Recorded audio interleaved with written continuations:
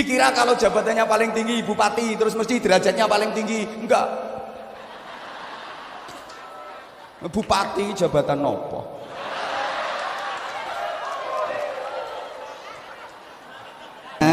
Saya ngelah berarti njaluk pentil. Paham kok? Weh langsung dijukukke kok, diterogoh srek. Diodos srek, diuntir wer. Lho, iki ana juruse, Bro. Ora syukur njukuk. Juruse ya telu kuwi. Terogoh srek, diodos srek, untir wer. Loh, itu bayi nangis kayak apa kalau udah dijejeli pentil meneng. Soalnya kuwi pengapesane. Apa wae lek wis kena pengapesane anteng. Kalau saya ditanya orang segini banyak yang kumpul, ini siapa yang paling susah masuk surga? Jawaban saya adalah satu, yang paling tinggi jabatannya.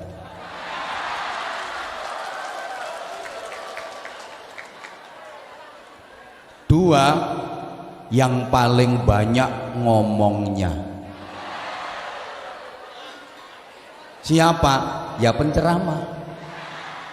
Maka kalau tadi beliau mengkalkulasi 1,5 jam saya sama dengan 6 bulan beliau, kalau memang itu benar, sesungguhnya itu adalah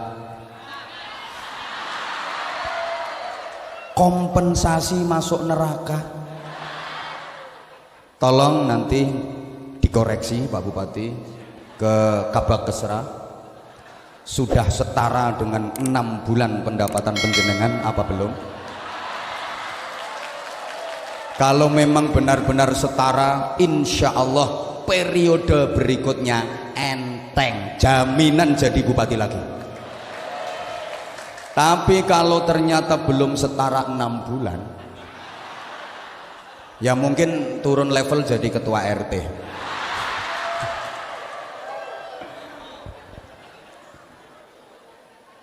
Pak Sekda beserta Ibu,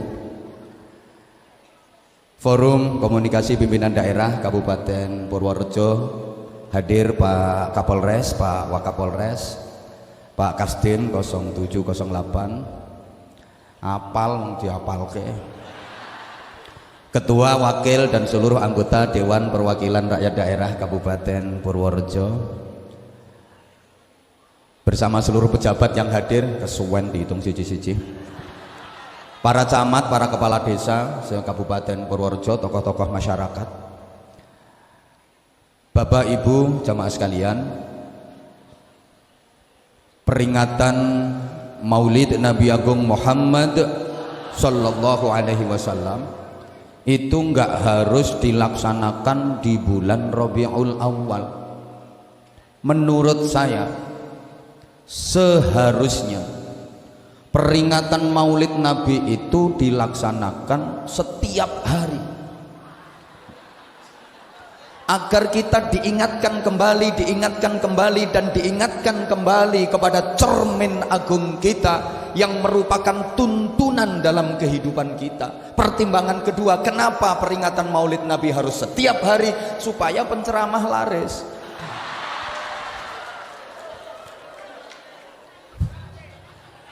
Rasulullah itu jaraknya dengan kita sangat jauh, hampir 15 abad. Kita itu jauh dari Rasulullah.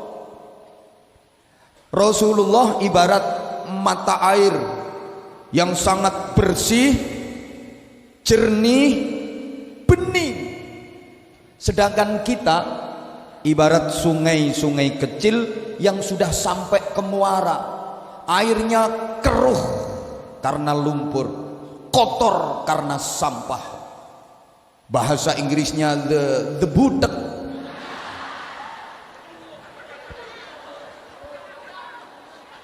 Bahkan mohon maaf, ada yang nggak sekedar sungai kecil tapi sudah jadi peceren, got, septic tank,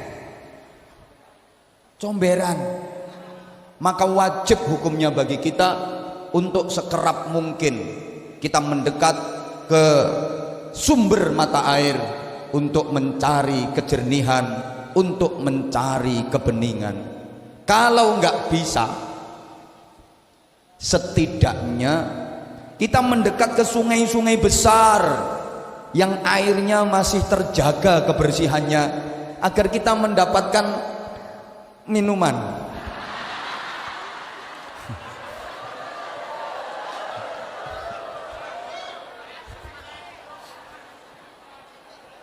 Allahumma sholli ala Muhammad.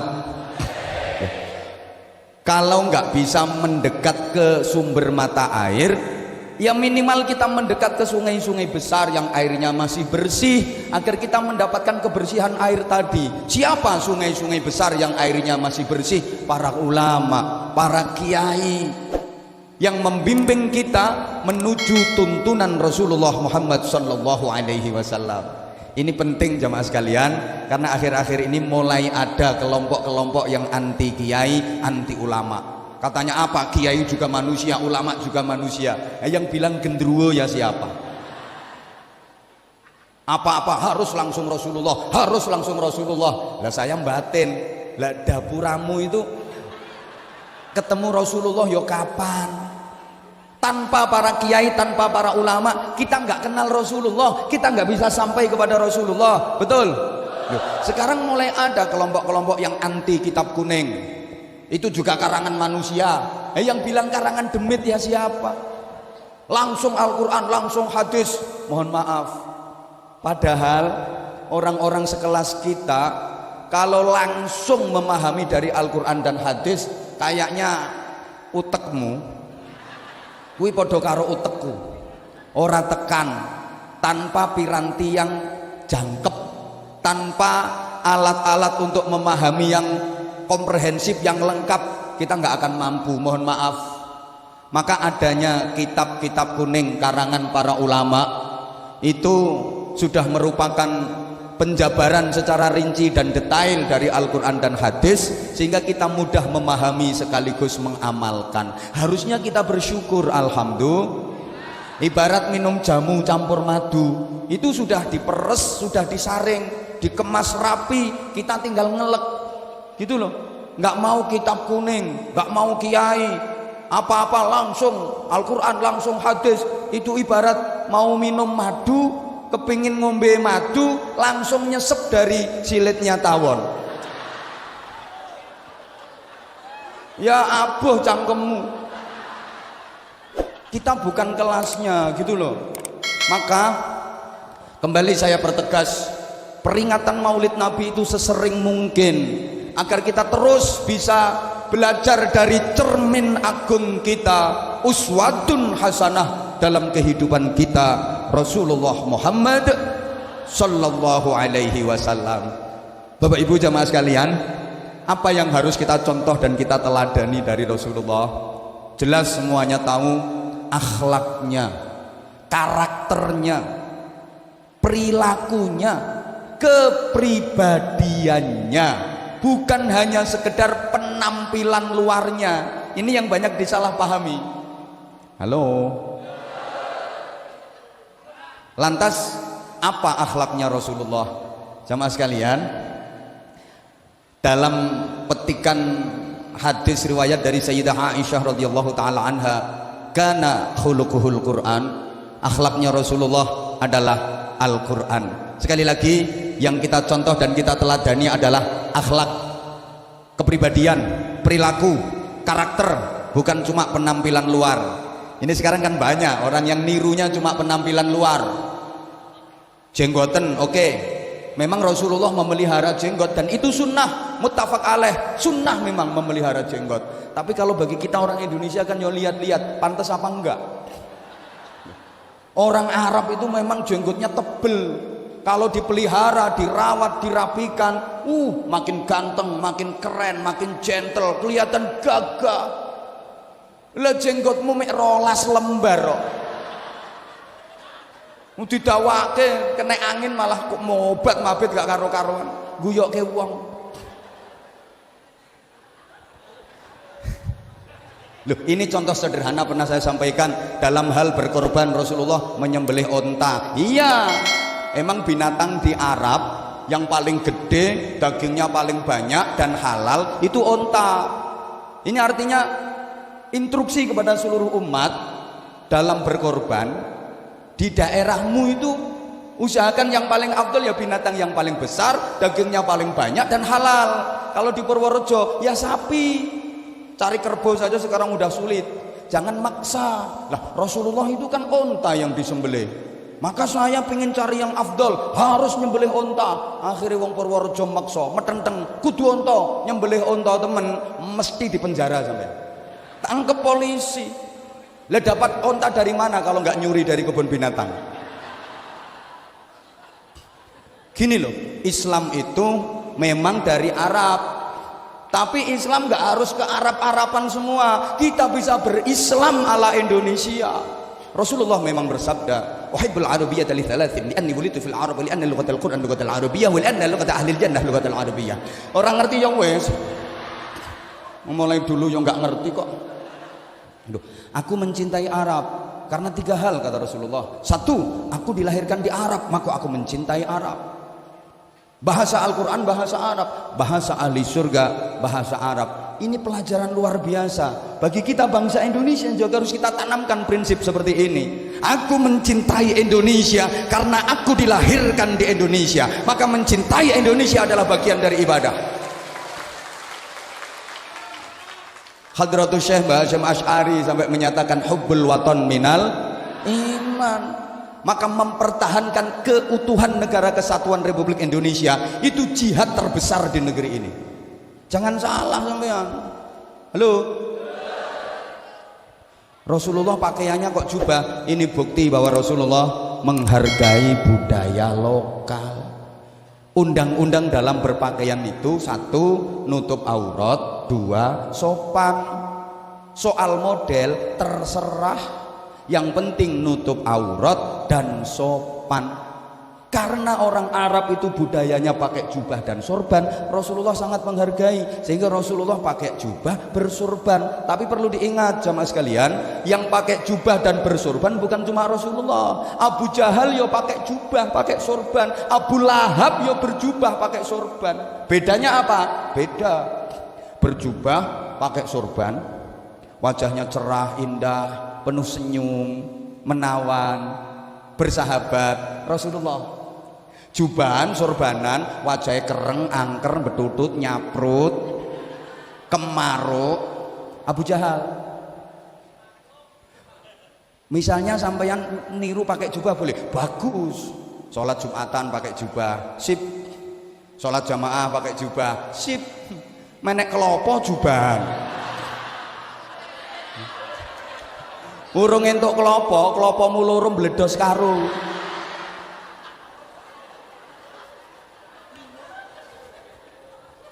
Coba kalau Anda teliti Al-Qur'an, mulai pertama suratul Fatihah sampai terakhir minal jinnati wan nas, tidak akan Anda dapati satu ayat pun, bahkan satu lafaz pun yang memuji tentang kegantengan Rasulullah. Gak ada. Padahal Rasulullah itu ganteng, sempurna, tampan luar biasa.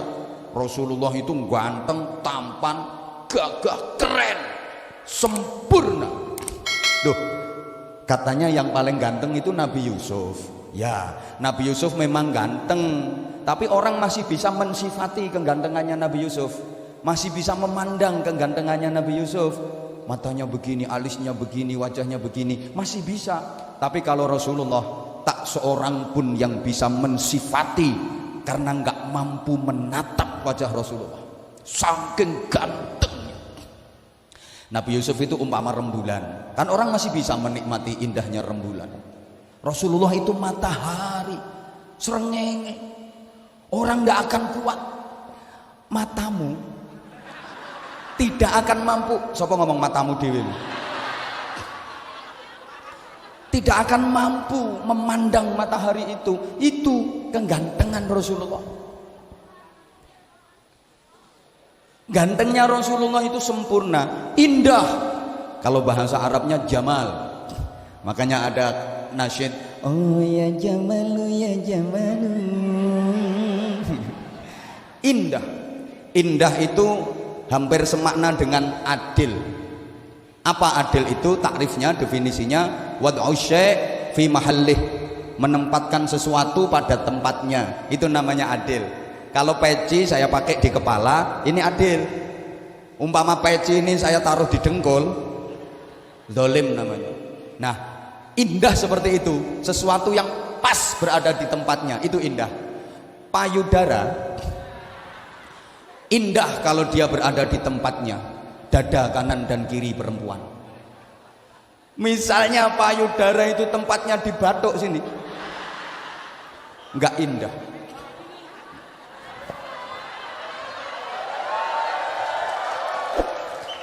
Ngono ya tepuk tangan. Mata indah kalau tepat berada di tempatnya. Misalnya mata ini terlalu dekat dengan telinga, tidak indah itu. Jadi indah itu proporsional, pas sekali. Itu Rasulullah. Maka diriwayatkan Rasulullah itu kalau lagi jalan bareng dengan sahabat yang terkenal tinggi seperti Umar ibn Khattab, Khalid bin Walid, Rasulullah nggak kalah jangkung, masih lebih gagah Rasulullah. Kalau lagi jalan dengan sahabat yang terkenal pendek seperti Abdullah bin Mas'ud, Rasulullah nggak terlalu kelihatan jangkung. Memang mukjizat. Udah ganteng luar biasa. Tapi Al-Quran nggak ada yang memuji tentang kegantengan Rasulullah. Tidak ada satu ayat pun yang memuji tentang nasabnya Rasulullah. Padahal nasab Rasulullah adalah nasab yang terbaik sejagat raya. Tidak ada satu ayat pun yang memuji tentang kepintaran Rasulullah, kepandaian Rasulullah. Padahal keilmuan Rasulullah sempurna. Yang akan Anda jumpai adalah Allah Subhanahu wa ta'ala memuji Rasul kekasihnya itu dalam hal akhlaknya. Wa innaka la'ala khuluqin azim. Sungguh engkau Muhammad berada pada budi pekerti yang agung. Jamaah sekalian, kalau kita umat Rasulullah, maka nilai kita bukan dari tampang.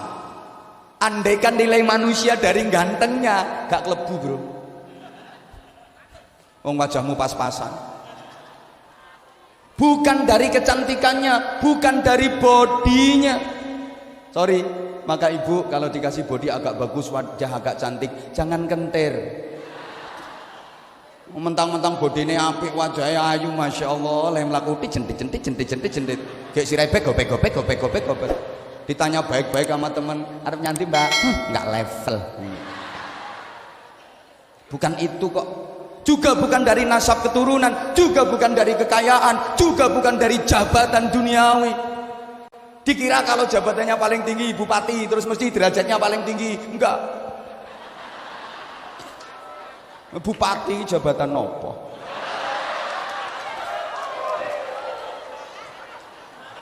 Makanya aku mulai dulu ditawari nggak pernah mau.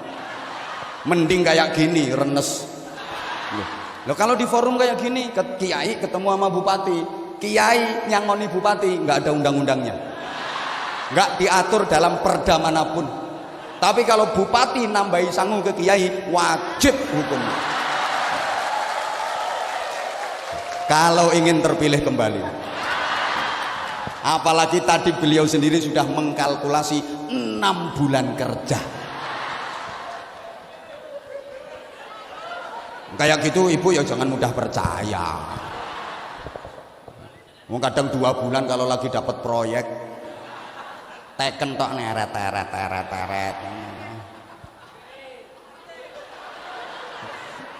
Nek gak konangan KPK.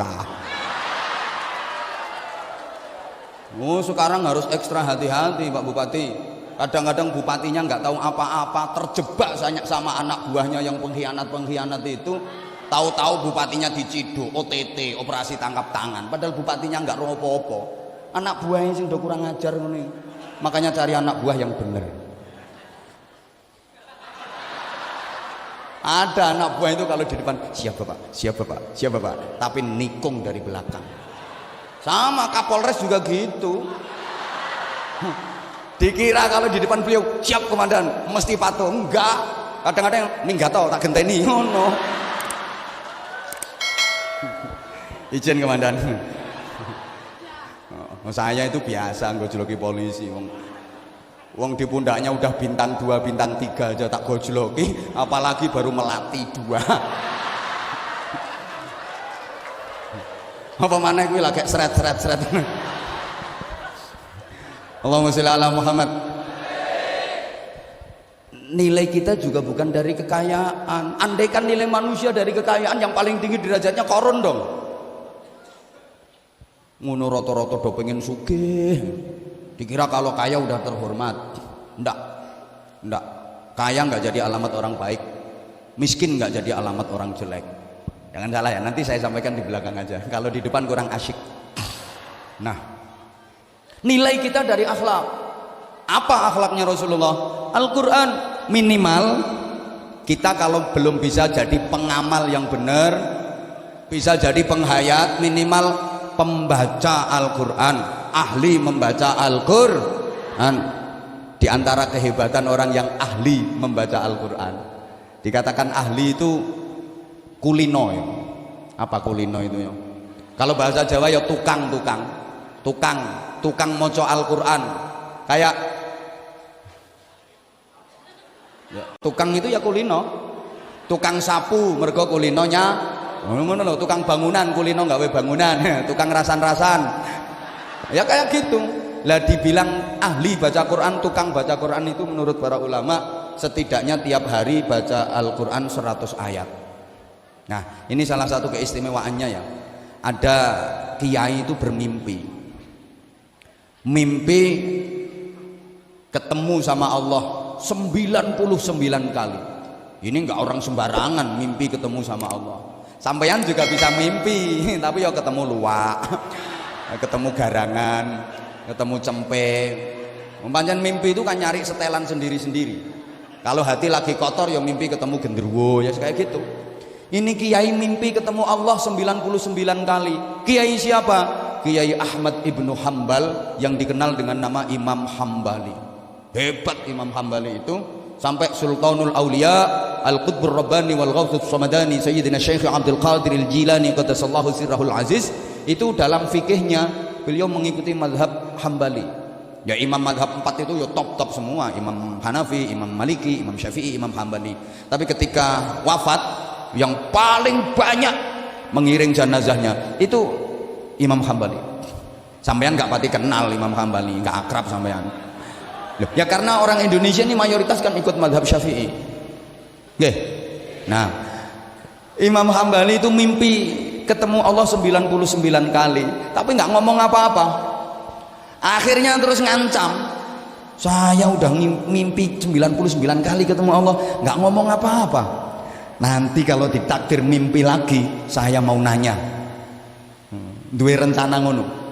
Betul ditakdir mimpi kembali ketemu sama Allah, berarti untuk yang ke-100 kali. Beliau kemudian bertanya, bima taqarrabal mutaqarribuna ahabba ilaika ya Rabb. Gak ngerti ya wes. Dengan apa seorang hamba bisa mendekat kepadamu pakai cara yang paling kau sukai wahai Allah? Allah menjawab, biqiraatil Quran. Dengan membaca Al-Quran hamba menjadi dekat dengan aku dan aku suka. Imam Hambali bertanya lagi, bifahmin au bighairi fahmin, baca Qurannya harus faham atau enggak faham enggak apa-apa? Allah menjawab, bifahmin au bighairi fahmin, baik faham artinya maupun enggak faham artinya, no problem, enggak masalah, ora opo-opo, bahasa Inggrisnya no what. Kan ora kan no, opo kan what, lah nek ora opo-opo ya no what. Iki mungkin yang jagani wong Purworejo sing kira-kira ora pati paham maknane Al-Qur'an. Faham ataupun nggak faham sama, Al-Quran dibaca bisa menjadi sarana mendekat kepada Allah, dan itu sangat dicintai Allah Subhanahu wa ta'ala. Makanya baca Quran itu nggak paham maknanya nggak apa-apa. Anjane wong maca Quran ki ana sing maca Quran angen-angen sak maknane, ana sing maca Quran angen-angen sak mangane. Bismillahirrahmanirrahim. Alif lam dzalikal kitabu la raiba fihi hudan lil muttaqin. Soto apa rawon ya iki kon. Aku jenenge maca Quran nangen-nangen sak mangane. Enggak paham enggak apa-apa. Terus baca Quran. Kayak ngaji ya. Ngaji itu enggak paham yang disampaikan penceramah, enggak masalah. Pokok ngaji terus. Ada pengajian, berangkat. Ada pengajian, berangkat. Enggak paham apa yang disampaikan penceramah, enggak masalah. Pokok wayahe wong guyu, melok guyu. Nah, nanti selesai baru nanya, apa sing diguyu mangke? Mesti barokah. Sama zikir, enggak ngerti artinya. Enggak apa-apa, terus zikir. Ada istighosah, ikut. Enggak ngerti artinya, ora apa-apa. Melu. Jangankan sampean yang mimpin istighosah itu kadang-kadang orang ngerti artinya. Ngapunten Kiai, ngapunten.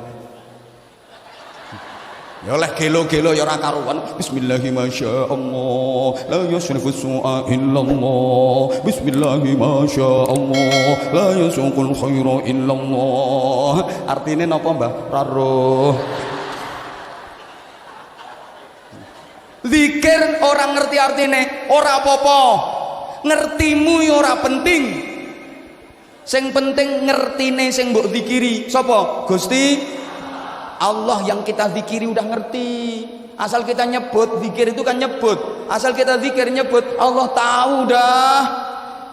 Padha karo sampean mlebu restoran diaturi daftar menu, makanan ini, minuman ini. Penasaran, ini kok ada minuman es mego mendung. Apa ini? Nggak ngerti es mego mendung itu jenis minuman apa. Zikir sebutan ke pelayan, Mbak, es mego mendung. Padahal nggak ngerti sampean. Tunggu 5 menit, datang itu esnya. Paham? Sampean Allahu latifum bi'ibadihi yarzuqu man yasha'u wa huwal qawiyyul aziz. Gak ngerti artinya, datang yang kamu inginkan. Allah tahu yang terbaik buat kamu. Understand?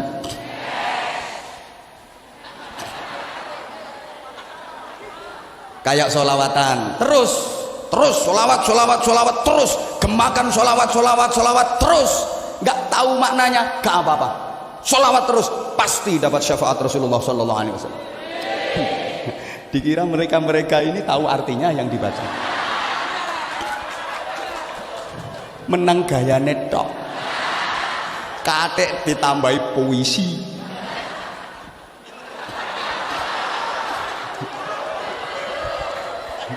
Kek tarhim diterjemah ana sing ora pas lah nerjemah.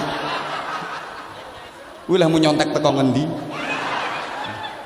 Duh, enggak apa-apa, enggak ngerti artinya, enggak apa-apa. Teruskan bersolawat, terus bersolawat. Kadang mentok gayane tok.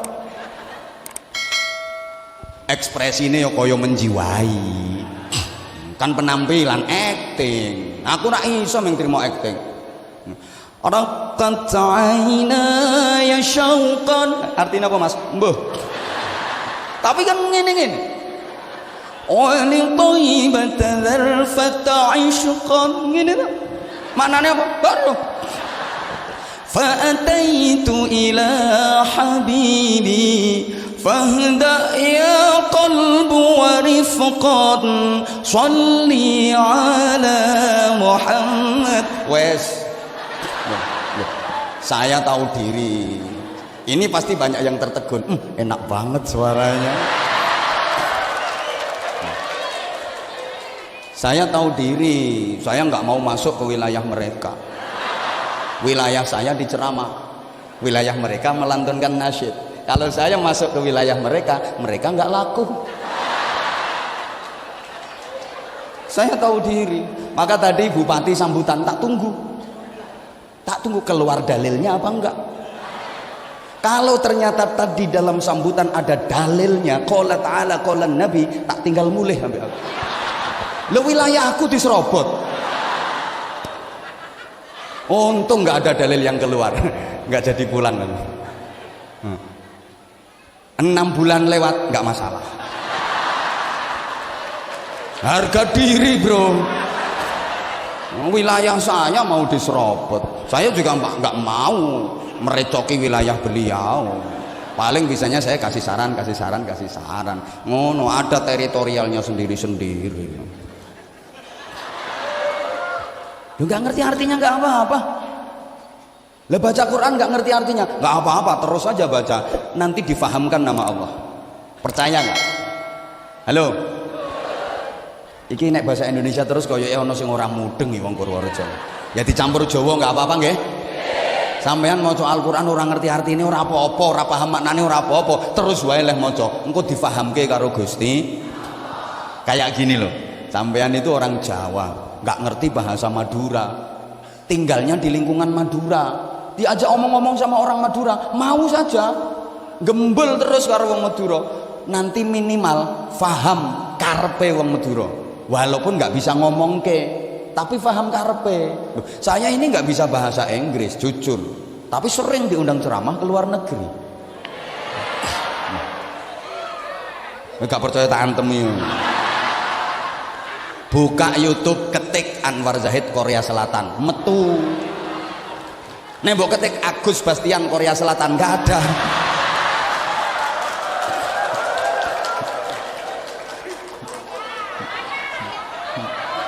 Pantene iya kok Anwar Zahid Hong Kong, sak pirang-pirang. Saya nggak bisa bahasa Inggris. Kalau di imigrasi di luar negeri komunikasi pakai bahasa Inggris. Padahal modal saya bahasa Inggrisnya cuma 2, yes sama no. Pokok gratis yes, bayar no. Saya nggak bisa ngomongin, tapi saya paham karepe. Baca Quran juga gitu. Kayak ibu punya bayi kecil, ya wis suwe nek bayi itu kecil. Yang besar bapake. Terus bayi niku jenengan jak omong-omongan Bu, jenengan paham karepe bayi mboten? Mboten paham omongane bayi, nggak apa-apa, nggak paham ya wis, jak ngomong wae. Nanti lama-lama ibu paham karepe bayi, walaupun nggak iso ngomongnya, paham kok karepe. Dan itu terbukti, bayi ditidurin malam, tengah malam terjaga, melek, nangis karo sikile mancal-mancal. Ibu paham karepe kok, pipis iki anake mesti pipis iki, mangkane nglilir lah pipis kok. Berarti minta ganti popok. Begitu diganti popok, angler lah turu, tanek, nggak lama ngelilir meneh. Sambil setengah, enggak bukan, wong ini bayi kok, bayi ya setengah nangis sambil nepuk-nepuk dadan, apa ibunya paham kok karepe, ngelak ya sayang, kehausan, sayang ngelak berarti njaluk pentil, paham kok. Weh langsung dijukuk keo, diterogoh srek, diodos srek, diuntir wer. Loh, iki ana juruse, Bro. Ora syukur njukuk. Juruse ya 3 kuwi. Terogoh srek, diodos srek, untir wer.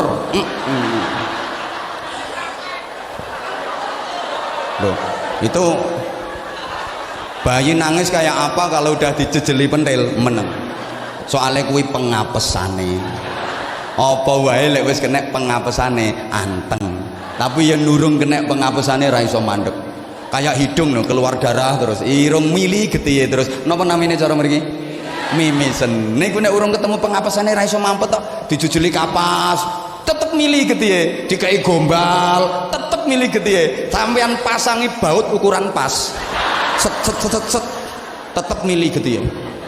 Mergo dudu pengapesane, bareng ditempeli daun sirih, templeki godhong suruh plek-plek mampet. Iku pengapesan. Pengajian ono bayi nangis, karo ibune disenani, meneng ibu isin ngene iki, ra ngira meneng. Apa maneh nganggo dicethot ya, meneng para, malah banter. Pengen meneng, jejeli pentil. Iku pengapesane. Ibu harus tahu, dan itu juga berlaku untuk bapaknya. Bapak juga harus tahu pengapesannya ibu-ibu. Istri itu Pak, halo, dengerin. Apalagi punya istri yang lumayan cerewet, ngomel, lewes kadung ngomel, orang iso mandek nek keturun tok. Kalau ketiduran berhenti dia.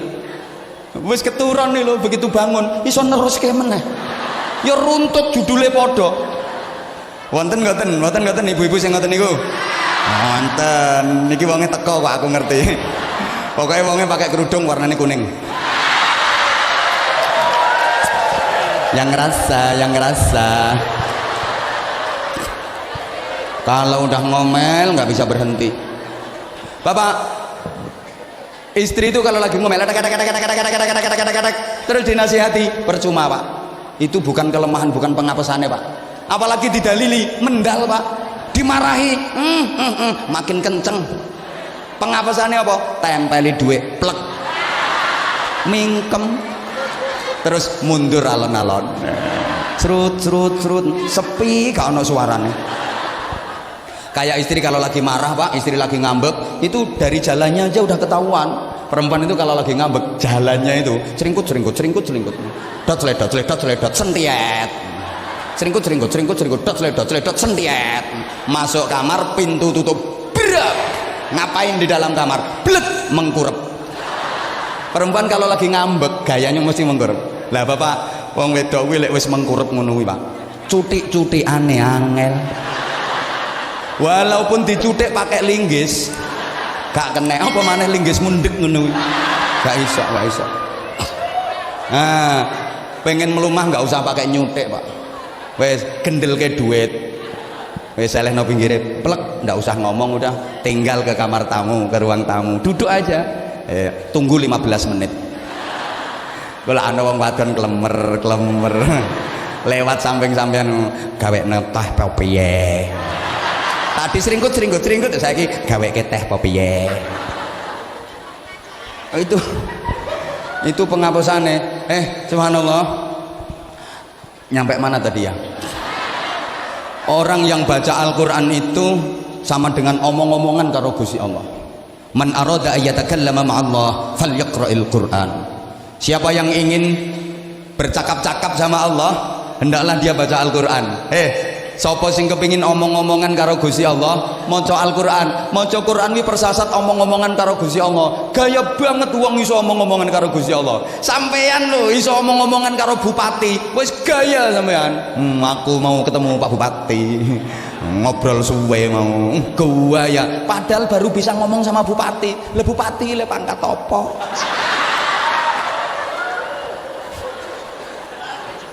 Ngono wis gaya sampean.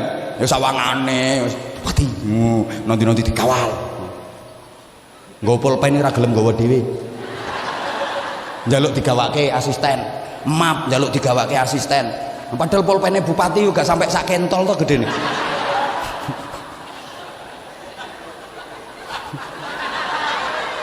Loh kan pernah saya sampaikan, orang itu makin tinggi jabatannya, makin keple, makin lemah. Masa bawa map aja nggak kuat?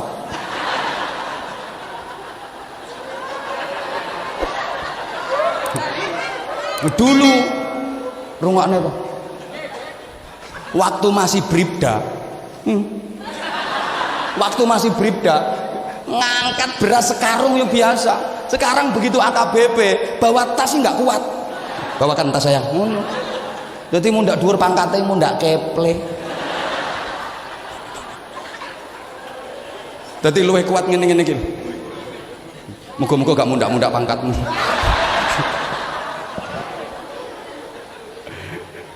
Ya Allah. Lah orang kalau bisa omong-omong sama Allah, sering baca Al-Qur'an, sering omong-omongan sama Allah, berarti akrab sama Allah, orang dalam. Tuh, siapa yang paling sering omong-omongan sama Pak Bupati? Berarti dia akrab sama Pak Bupati, orang deket Pak Bupati, orang dalam Pak Bupati. Betul? Lah ini sering omong-omongan sama Allah, berarti orang deket Allah, orang dalam. Top. Makanya yang ahli baca Al-Qur'an, besok hari kiamat nggak usah cari alamat surga. Kok begitu? Baru bangkit dari alam kubur sudah dijemput sama panitia, dibimbing menuju ke surga. Enak kan, kita nggak begitu pengalaman daerah sana. Udah ada yang jemput, enak banget. Sekarang pingin keluarganya bahagia apa enggak? Pengen keluarganya bahagia apa enggak? Perbanyak baca Al-Quran di rumah tangga. Apa hubungannya keluarga bahagia dengan baca Al-Quran? Jamaah sekalian, keluarga itu terdiri dari dua pilar utama, namanya suami istri. Lah suami itu manusia, istri juga manusia. Jadi wong rumah tangga ku ngatokke wong ketemu wong. Nggih napa nggih? Lah wong kuwi asline kuburan. Jadi yang ada di sini semua ini kuburan semua. Loh, nggak percaya? Wong itu kuburan. Jujur dijawab.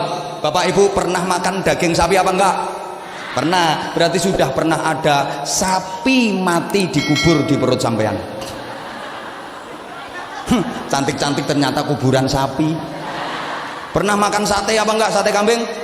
Berarti wis tau ono wedhus mati dikubur nang weteng sampean. Ada tongkol dikubur nang weteng sampean. Bahkan sekarang ada orang doyang tekek, landak. Halo, kuburan ini, kuburan. Jadi suami istri itu kuburan ketemu sama kuburan. Makanya jangan heran kadang-kadang ono orang ketemu bojo iso wedi girap-girap. Pantes soalnya ketemu kuburan. Lung istri di rumah itu suami datang nggak seneng, malah penyakit wis teko. Begitu suami masuk, innalillahi wa inna ilaihi rajiun, paringi sabar Gusti, paringi sabar. Nggak heran karena memang ketemu apa? Kuburan. Ya Allah. Terus omong-omongan itu berarti kuburan omong-omongan sama kuburan. Terus makan bareng berarti kuburan makan bareng kuburan. Masuk kamar berdua berarti kuburan berduaan di kamar bersama kuburan. Habis itu terus kelon berarti kuburan ngeloni kuburan. Diterus nolek kelon suwe-suwe metu kuburan cilik ngono.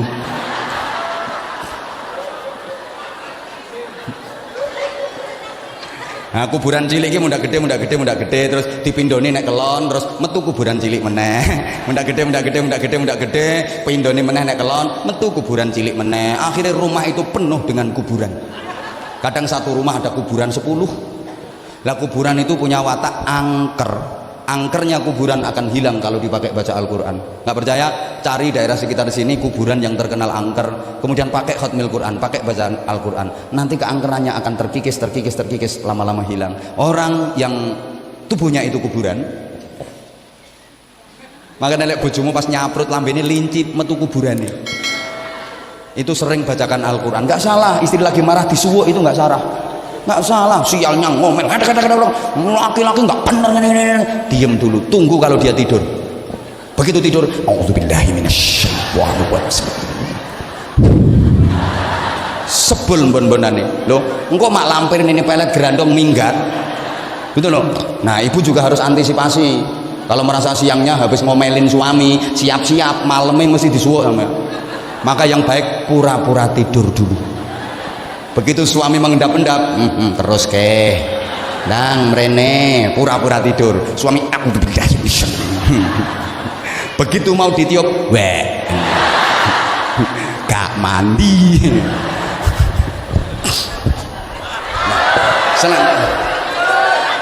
Iya. Tekoke bupatimu 6 bulan kerja tenan ora.